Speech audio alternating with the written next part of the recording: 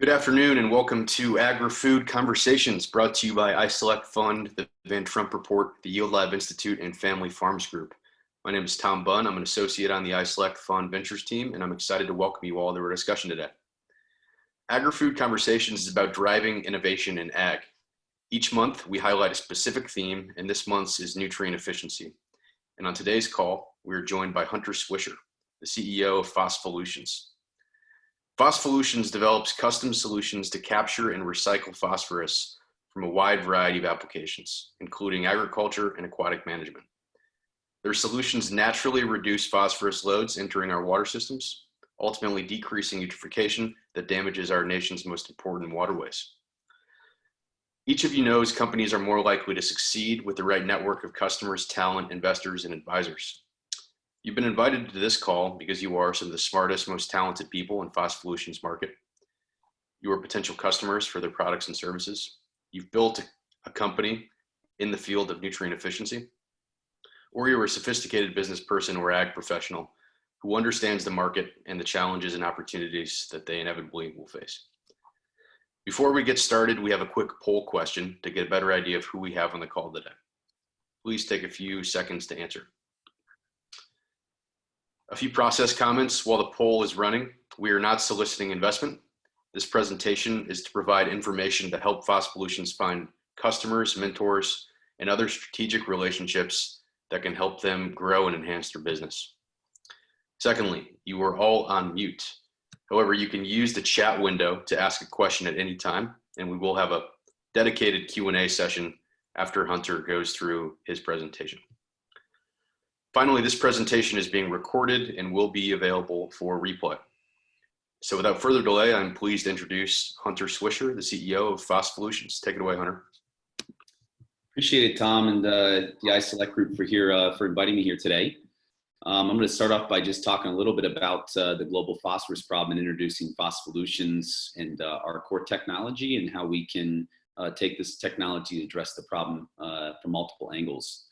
So really our founding belief here is that sustainable production and responsible use of phosphorus is going to be critical here going forward to supporting a growing food demand and ultimately a population. So kind of the takeaway from this slide today, or from this deck today, is really all on this sheet. So essentially the problem that we're trying to tackle here is that global phosphorus use is both unsustainable and this unsustainable use is leading to quite a few inefficiencies that are contributing to some pretty large global pollution issues. Our business, we've developed a technology, it's come out of Penn State University, developed a few patents and have licensed a few around the use of an adsorbent to manage our global phosphorus use. To start, we've taken this technology into the fertilizer space and have a big focus on enhancing phosphorus use efficiency. We do that by essentially selling our adsorbent as a fertilizer additive or a soil amendment.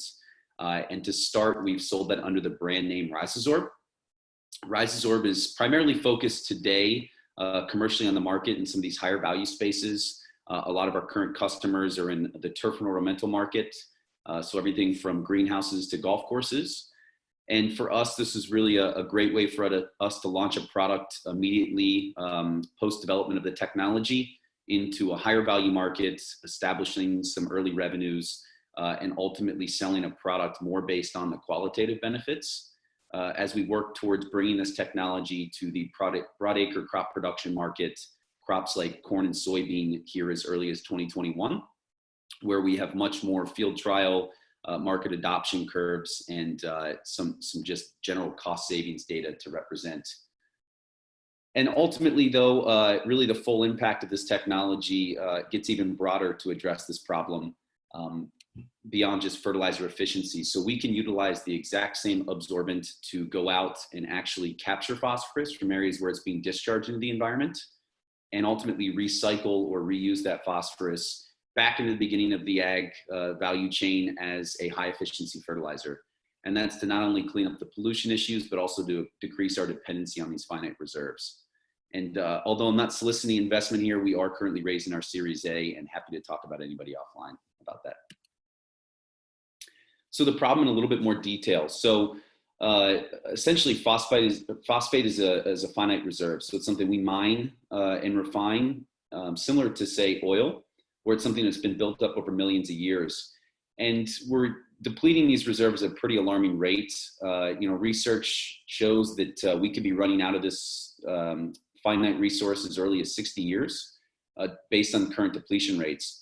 And why that's so alarming is that phosphorus is the second largest nutrient applied as fertilizer for food production and is needed all over the world for all life on Earth. And not only are we depleting these reserves pretty quickly, but we're also not using it very efficiently. And it's estimated that 90% of phosphorus from mine to fork will ultimately be lost, and it ends up in our waterways, causing some pretty big freshwater pollution issues. So it's estimated about 70% of our global freshwater ecosystems will experience some form of phosphorus pollution this year, and that's most notably in the form of an algal outbreak. And just to put that into perspective on the economic impact that has, we as a country here in the US will spend about $3.5 billion applying phosphatic fertilizers. We'll spend over $5 billion directly cleaning up the effect that phosphorus has on our waterways. So not a very efficient model. Our technology is all around the use of this proprietary adsorbent that has a very high affinity for binding phosphorus, but has this sweet spot in the chemistry that allows for it to be released in a very controlled manner over time in the soil as a fertilizer. And so this technology for us, we really want to go start in tackling the fertilizer efficiency side of things, as that is our biggest use of phosphorus coming out of the reserves. And that's really through selling this absorbent as a soil amendment or fertilizer additive to increase fertilizer efficiency. But we can also utilize this technology to capture and clean up areas and have the potential to reuse some of that phosphorus back into the ag value chain as fertilizer. So we have two US patents that we've exclusively licensed from Penn State, and there's 2 additional patents that are pending within our organization, all around the use of this absorbent and the applications in which we can service a phosphorus problem. Like I mentioned, we started in the fertilizer space, and really the reason being is that more than 90% of what we mine is going to be applied as fertilizer. And of that, what's lost here in this life cycle, fertilizer inefficiency represents over half of that.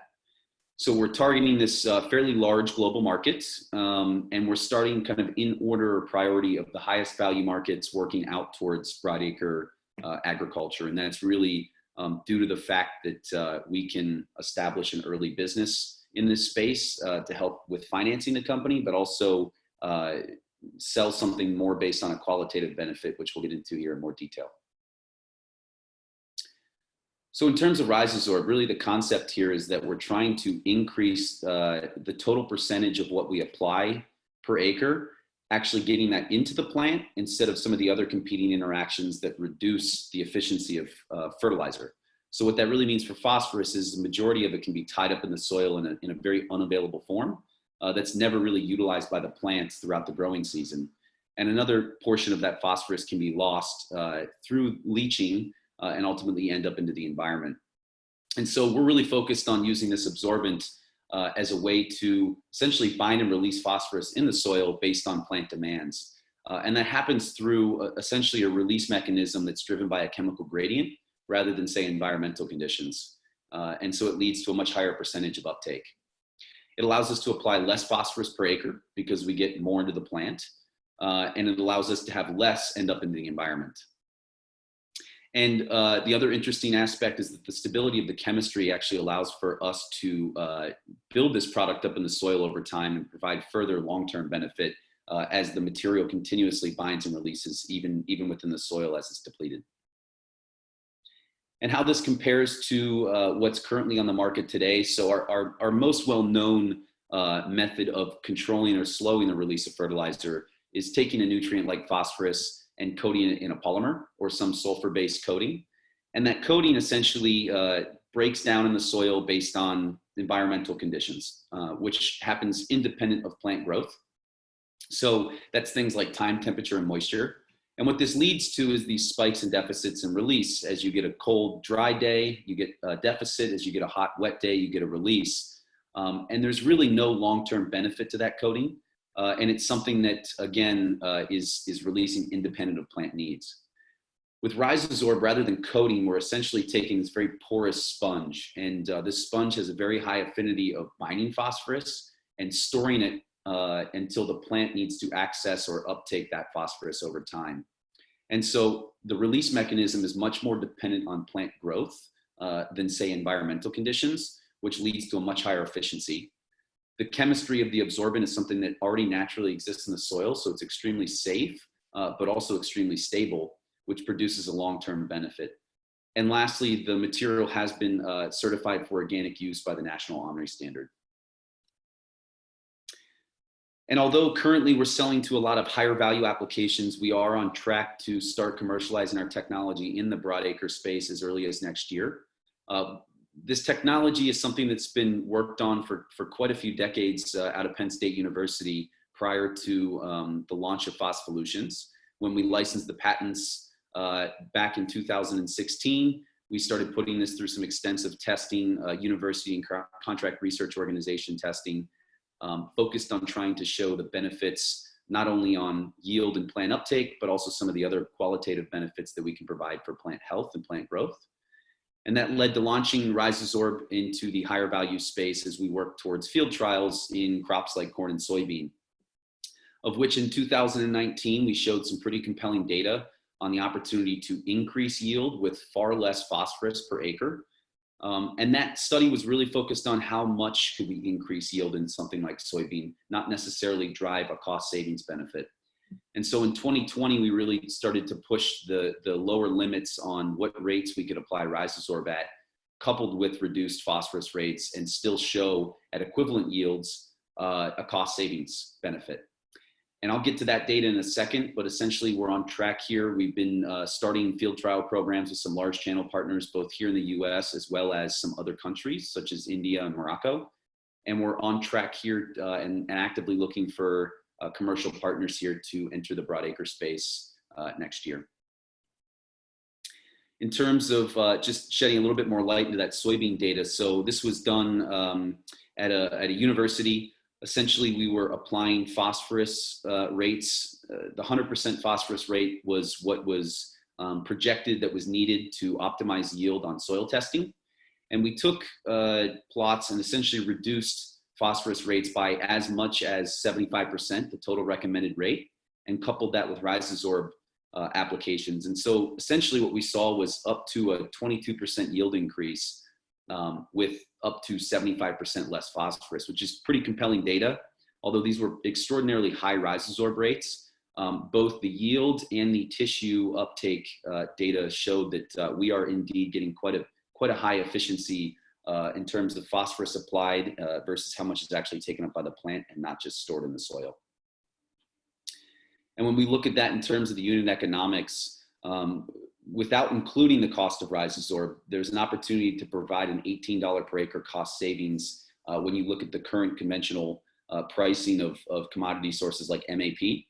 Assuming an equivalent yield and reducing phosphorus rates as low as by as much as 75%, we could drive quite a high cost savings for a farmer on just phosphorus inputs alone. And again, this is looking at Rhizosorb rates as low as 50 pounds per acre. And that's not including the opportunity to potentially increase yield and some of the other ancillary benefits that come from better nutrient use efficiency. And in this case, we've gotten quite a bit of data around drought tolerance in crops like corn and soybean. Our history here, so essentially Phospholutions was founded in 2016. We quickly licensed 2 patents from the university, raised some founder capital through some non-dilutive business pitch competitions, and really focused in 2018 on product development. So this was going out and working with some early adopters and essentially creating Rhizosorb and launching it to market, of which we took in some pre-seed investment from some local angels and economic development groups. In 2019, we did launch Rhizosorb after raising a seed round. Our seed round was co-led by 1855 Capital and Mommy Ventures, which is the corporate venture arm of the Andersons Company. We've taken that capital and have really went out to Rhizosorb market with Rhizosorb, initially focused on selling direct to customers, and halfway or close to the end of last year pivoted to a distribution model and are actively pursuing distribution for the US markets here in Q1 of 2020. And that same model is going to persist into the broadacre market, which again, we've been very focused on field trials over the last 2 years and are actively trying to close our Series A here before the end of the year. And that Series A is really focused on getting us into the broadacre market and commercializing next year. And one thing I haven't spent too much time on here is talking about kind of our output solution, which is really the focus here is to capture phosphorus and recycle. And we think that this is an opportunity where we can start to create more of a circular economy for phosphorus, not only favoring the economics for a farmer, but also cleaning up a pretty big environmental issue. And for us, reuse opportunities are plentiful. There's quite a bit of opportunity or markets where phosphorus is being regulated on the output from these industries. It's everything from animal production, and that's not just manure. That's also thinking about the food processing that comes with that, and some of the wastewater treatment applications, human waste and wastewater treatment there, and also industrial effluent. We've looked at everything from aquaculture to lake and pond management and alike. There's quite a few applications where people are paying to clean up phosphorus. And our idea here is to be more competitive as a treatment solution, because we have the opportunity to produce a secondary revenue stream from reselling the byproduct as a high value fertilizer. And I think that we at Phospholutions feel that there's an opportunity to monetize this environmental benefit going forward. And that's both from the fertilizer additive side of things, but also from the cleanup and remediation space. And I think that the world is moving in a direction where inevitably there's going to be increasing regulatory pressure. We're already starting to see that here in the US and as well as Europe on both phosphorus discharge as well as phosphorus applications as a fertilizer. And we think that there's going to be a future potential for regulatory support, similar to what we're seeing in the carbon space, where there's opportunities to help subsidize or cost share some of these types of treatment solutions that are not only better for the environment, but hopefully financially for the farmer. And for us, that's really how we unlock the full impact opportunity with this technology, and how we drive less of a dependency on these finite reserves, similar to the oil crisis a little over a decade ago, where we don't want to reach, or we're reaching peak phosphorus and want to move in the opposite direction. And with that, I would love to get Tom back on and open the floor for questions. And again, my contact info is here if you're interested in connecting here offline. Great, thanks so much, Hunter. Thanks for walking us through the deck. And now we have some dedicated Q&A time. So for those attendees listening, you have two options. You can type in a question in the question pane or the chat window, or I can unmute you if you raise your hand. So I'll give it a few seconds for the questions to come in here.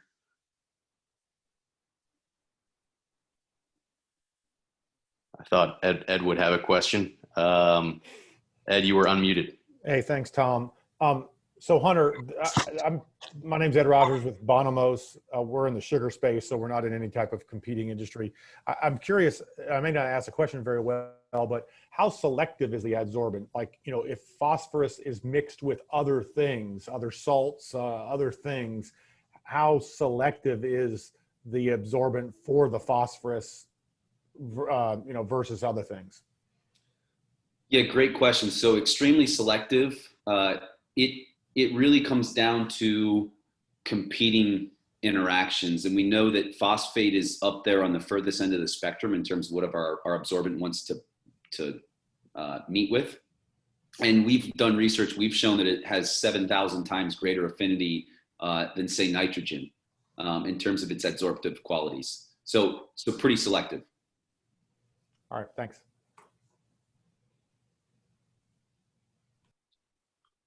We have a question coming in from Clark Bell. He asks, is the product dry or liquid? So it is a dry granular product, something where we have spent quite a bit of time over the last year working on formulation enhancements to be able to essentially create a dispersed granule. So we can sell it as is. We can sell it where it's essentially ground down to a very fine size and re-agglomerated so that it can be dispersed through the surface but applied as a dry granule. And we were also doing some work on suspending this in solution so that we can put this through liquid applications. But it is an insoluble product. Great. And his follow-up there is application rate per acre. Yes, so for the rate is different between market segments. So our corn and soybean rates have gotten as low as 50 pounds per acre, especially if we're able to apply that through in furrow. In our turfgrass applications, we're about an order of magnitude larger in those applications. And that's traditionally because of the benefits we're trying to derive, the price insensitivity, and the fact that we're typically growing in some of these artificial soil systems that that increased nutrient exchange capacity is much more important in that setting. Great. Kent Johnson asks, who are the current vendors of phosphorus? Are they potential investors or are they resistant to your technology? No, I think we've seen the industry certainly embrace the technology. I think, you know, it's really maybe a shift in how we think about producing value in this space. I think traditionally the fertilizer industry as a whole has been very focused on, say, tonnage, and very comfortable with low margins in that regard. And I think, you know, the high value fertilizer space as a whole is really about not as much tonnage, but, you know, value produced per weight. So I think the industry's been receptive. I think depending on who you're talking about, there's different reasons why. But I do think sustainability is something that has been driving decisions more than they have historically. And ultimately the need for farmer profitability. Great. Craig Mansky asks, can adsorbent be used safely in lakes and rivers to absorb and remove phosphorus? Yes, so the product is registered by the EPA. We have quite a few pilots that we've conducted this year and are still conducting, looking at everything from small scale ponds to potentially scaling those applications up to large scale lakes and large bodies of water. Some things that we're still developing. I think our philosophy has been that ideally we capture that phosphorus before it ever enters those large bodies of water, because it's simply just more economical to remove phosphorus on a per pound basis when it's more concentrated. So the second it hits these big lakes and rivers, all of a sudden now we're talking about a much more diluted form and a little bit more cost associated. But we have absolutely showed the efficacy of being able to do so, now focused on essentially producing products in the right commercial partnerships to get these products to market. Great. It looks like Dan from Bonimos, Ed's colleague, has a question, and he is unmuted, I believe. Yes, I'm Dan Wichaleki from Bonimos, and I just wanted to follow up on Ed's question about specificity. You compared phosphate binding to nitrogen binding, and of course, that's going to be higher. But what about something that's more similar to phosphate, like sulfate? Would it be highly selective in that scenario? So it's highly selective, as in it will certainly grab phosphates in it has a higher preference for phosphate over sulfate. But you're absolutely right. Being a little bit more similar in chemistry, it does have the ability to bind sulfate as well. I think a lot of the question comes around how it's bound. So we know phosphate gets pretty tightly bound, and that helps in essentially controlling the release at a much slower manner. Sulfate, a little less tightly bound, a little easier to release or flush, and we can't get as high of a percentage of the product saturated in sulfate compared to phosphate because of those chemistries. Mm-hmm. Okay. Would the phosphate eventually outcompete the sulfate if both were present? Depends on the concentration of both, but yes, and probably pH. And my last follow-up would be, for your application, if both were present, would that make it inapplicable, or? No, we've not seen that. I think sulfate is typically present in a higher abundance, specifically in some of these water applications. But that's the unique attribute of the material, is that it can remove phosphate out of solution at extremely low levels. I mean, we get 90+% removal rates when we're trying to bring a body of water from 500 parts per billion to 100 parts per billion. So it's really good at removing phosphate from water, regardless of the constituents that are interacting. And I suggest you take a look at a company called SpinChem. They have these rotating bed reactors on these little boats, and they'll run around a retention pond and get very high throughput. So, if you have something at a low concentration, it could be more applicable than, trying to set something up in a river and actually go to the lake. Appreciate the suggestion. Yeah, thanks. Thanks, Dan. Kent Johnson asks, how do you apply? Does it fit in existing dispersal machinery? Yeah, so I think from a soil amendment fertilizer additive standpoint, one of the benefits of our technology compared to some of the other new emerging technologies in this nutrient use efficiency space is how easy it is to fit our product into the current supply chain.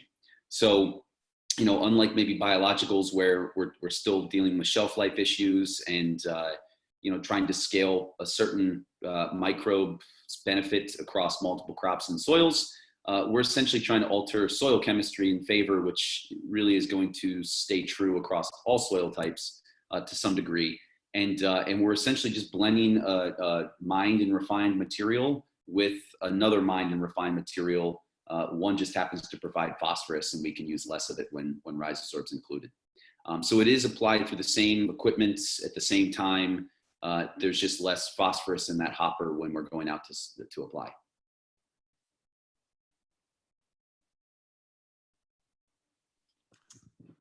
Great. And Tom Gable asks, related to your aquaculture application, how stable is the product over time, and does it show varying efficacy based on fluctuations in temperature or salinity?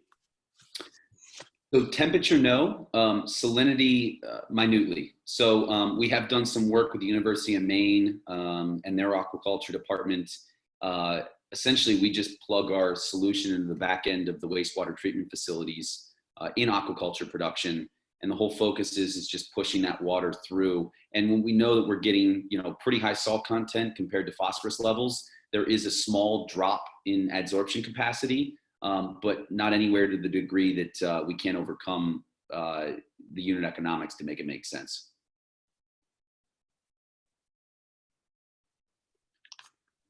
Stan Sakai, I apologize if I mispronounced that, Stan, asks, how far are you away from your circular solution? Have you tested, for example, on a dairy or other phosphorus sources? So we are actively we're always looking for more opportunities to test pilots. We have some industries that are closer to commercialization than others. Opportunities like aquaculture and I would say aquatic management, so pond and lake treatment, are a little bit further along than, say, manure treatments or wastewater treatment. And so I would say that we're hoping to launch at least aquaculture and aquatic management solutions to market by 2021, if feasible, if anything, moving into some pretty large commercial projects for pilot. Great. An anonymous attendee asks, does it impact organic designation? So no, I think the answer to that is no. Great. Any other questions from the participants? I suppose a question for you, Hunter, would be, if a attendee would like to follow up, ask you questions, looks like your contact information is there. Can they reach out directly? That would be great. And I know you mentioned, Tom, asking me what some of our needs are here. And I think, at Phospholutions right now, we're very focused on closing this Series A. So if you are an investor out there in the world right now, we'd love to speak with you. I think we're also very set on trying to establish some farmer network and farmer trials for next year, just as we continue to commercialize into that space. And so we'd love to hear from anyone that might have an in there. We're also actively seeking distribution partners in both the turf and ornamental as well as some of the higher or the broadacre markets. And then we do have some interesting R&D projects where we're seeking some collaboration. Fantastic. Well, those in attendance, thank you so much for joining. As Hunter just mentioned, those are the contact details. And if you could help him out on any of the aforementioned items, that would be fantastic. And as a reminder, we host these every week at 3 p.m. Central. This month's theme, again, is nutrient efficiency. So stay tuned for a notification about next week's guests. And as a reminder, once again, these are recorded. So if you know of anyone who would want to hear the replay, shoot them over to agrifoodconversations.com and they can register and a replay link will be sent to you all. So hopefully we see you all next week. Until then, stay healthy. Hunter, thank you so much for joining us and congratulations on all the progress with Phospholutions and best of luck going forward. Tom, appreciate the invitation today and thanks everybody who tuned in today. Have a great afternoon. Thanks.